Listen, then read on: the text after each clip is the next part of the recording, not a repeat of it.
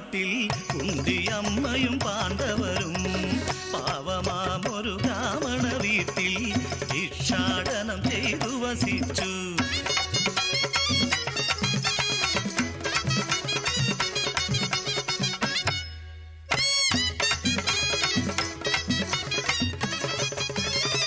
അലമുറ കേട്ടു കുന്തി ഒരു നാൾ കേഴുന്നു ബ്രാഹ്മണ കുടുംബമൊന്നാകെ. കാര്യം തിരക്കിയവൾ പറഞ്ഞവ കഥയെല്ലാം നരഭോജി രാക്ഷസൻ ഭഗനെ കുറിച്ച്.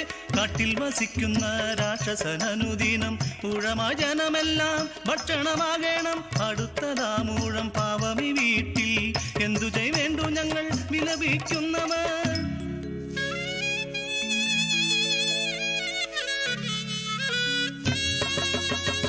അരികിലെത്തി കുന്തി ആശ്വസിപ്പിച്ചവരെ.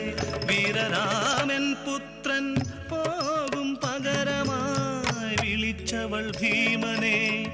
പറഞ്ഞു കഥയെല്ലാം വായുപുത്രനവൻ അനുസരിച്ചമ്മയെ.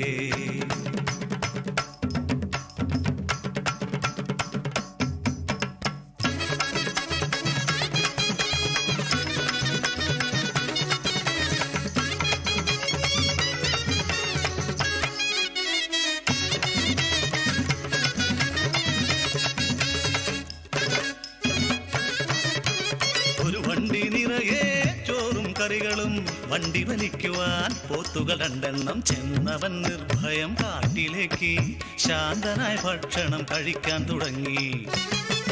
ദിക്കട്ടും മുഴങ്ങും മലർച്ചയോടെ മഹാകായനാം ഭഗനണഞ്ഞു.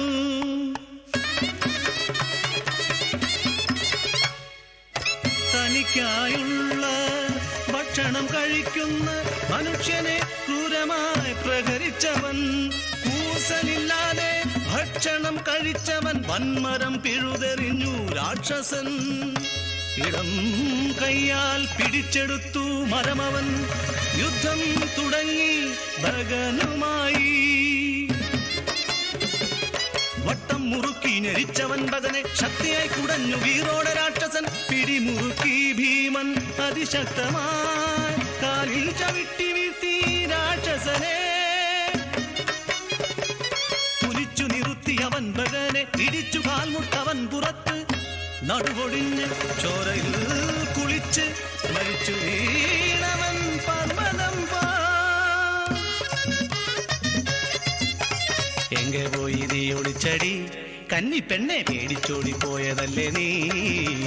എങ്കടി നീ എങ്കടി ഞാൻ കണ്ടടി ഇങ്ങേ വന്നടി. ദിൻതാം ദിൻതാം ദിൻതാം.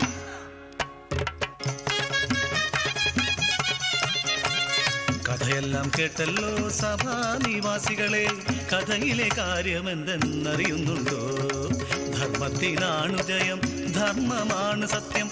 ധർമ്മം പാലിക്കൂ മാളോരേ, ധർമ്മം പാലിക്കൂ മാളോരേ, ധർമ്മം പാലിക്കൂ.